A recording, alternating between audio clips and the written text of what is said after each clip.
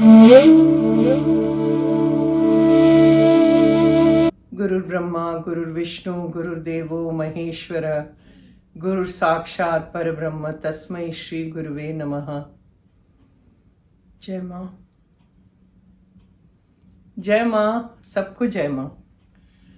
I hope all of you are well. Okay, let's see the question. The question is by Anubhav925, that is the username.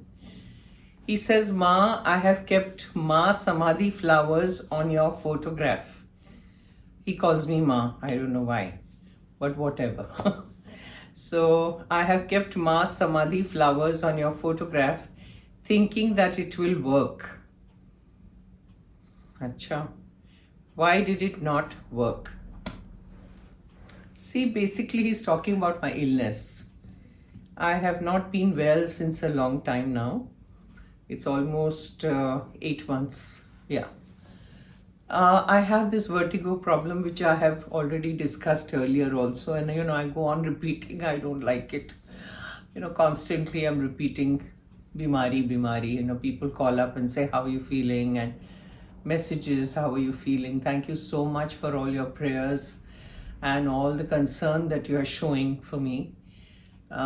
Thank you so much for that. And Anubhav, thank you for putting flowers, Ma Samadhi flowers on my photograph. And you are saying, why is it not working?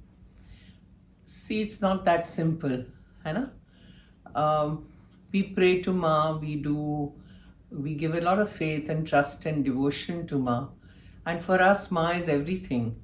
So when she's my Ma, when she's my mother, obviously she knows that I'm suffering. Obviously, she knows that I'm not well. 2 days I feel fine. That is the time I sit down and do my videos and whatever. And 2 days I'm not feeling fine. So I cannot do anything. And she knows everything. So, go on repeating and telling her, I'm not well, I'm not well. Obviously, she knows. I'll give you one incident. I think I have talked about this earlier also. This was, I think, 18 years ago. I had a major vertigo attack at that time also. And I was in bed for a month. And I have a doctor friend in Baroda. He's an orthopedic surgeon and he's got a lovely hospital over there. And he and his wife both work over there. So I called him up and we were talking on the phone and I told him that I was suffering from vertigo.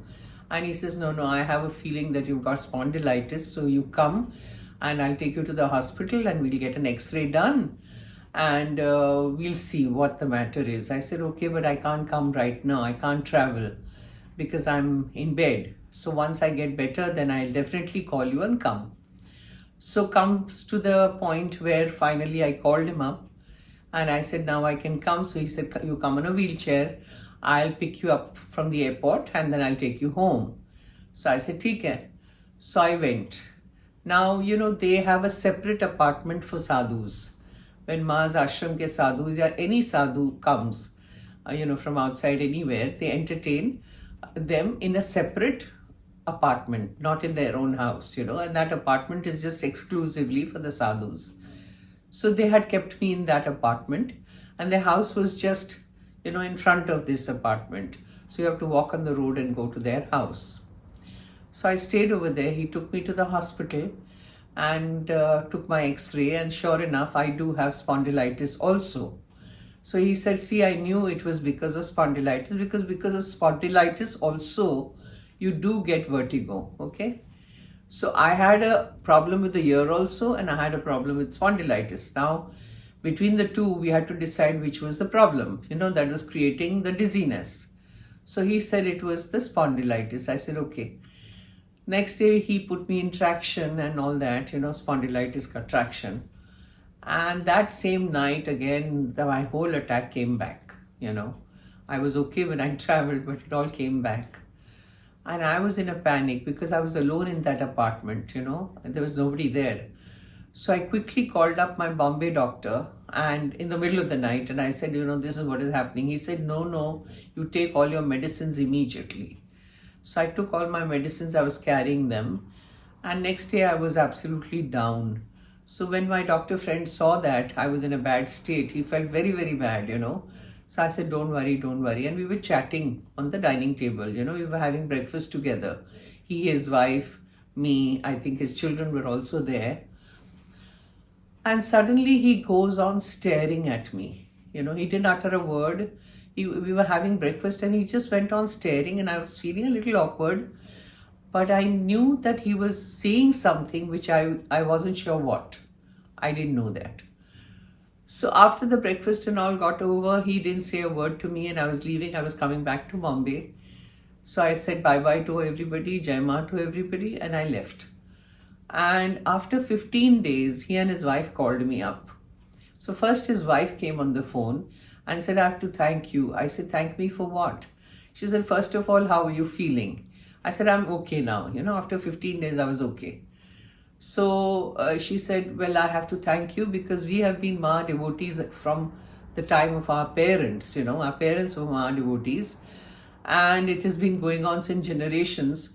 And we had darshan of Ma when, doctor was very young and all that. But after that, we got so busy in our worldly life and, we never had the chance of having darshan of Ma till she left her body, just a couple of times. And Ma had entered their house when it was being under construction.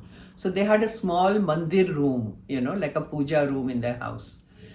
So she says, after such a long time, this was the first time we had darshan of Ma. I said, really? I said, how lovely. What was that? So she said, you talk to doctor. He'll tell you. So the doctor comes on the phone again, starts thanking me and all that. And I said, what is it? He said, I thought you would have caught on. I said, caught on what? So he said, I was staring away at you and I thought you must have caught on. So I said, yeah, I noticed that there was something happening, but I couldn't understand what was happening. So he said, well, you were not there at all. The fact that I was staring at you, I wasn't staring at you at all. Instead of you, Ma was sitting there with a yellow towel. Can you believe it? And she said to me, leave her alone, she'll be fine. Do you follow what I'm saying? And I said, what? He said, yes, you were not there at all. Instead of you, Ma was sitting and she gave me this message. And that's why we didn't call you up for the next 15 days because we wanted you to recover. Since Ma had said that, there was nothing more to talk about. And we have to thank you so much that it was because of you we had darshan of Ma. I said, not because of me, it has nothing to do with me. So you see, I had not told Mom I am very sick and I am suffering and this and that, nothing. But obviously Ma knew. Otherwise she wouldn't have come instead of me. She wouldn't be sitting there and giving darshan to doctor and saying, leave her alone, she'll be fine. So, I have that kind of complete faith, trust, devotion, love, whatever you call it, for Ma. And I know that she knows I'm suffering. She knows that. But things happen at its own time. Nothing happens before time. So maybe she wants me to go through this suffering. Maybe there was some major suffering that would have come in my, on my journey. And something bigger, and deadlier kind of disease might have come to me and is going away in this smaller manner, where at least I'm able to function. I'm not bedridden as such, So maybe कुछ जैसे हम कहते हैं ना कि बहुत बड़ी कोई चीज बीमारी होने वाली थी जो छोटे में निकल गई. So I believe in that, and I believe 100% Ma is aware of the fact that I'm not well. And I know that she's there looking after me and she knows exactly what I'm going through. So I'm leaving it on her, and she'll make me well when the time comes and when she thinks it's the right time for me. So thank you again for praying for me, all of you, and sending your, good wishes to me. I'm very grateful for that. Thank you so much, and Jai Ma. I'll see you next time.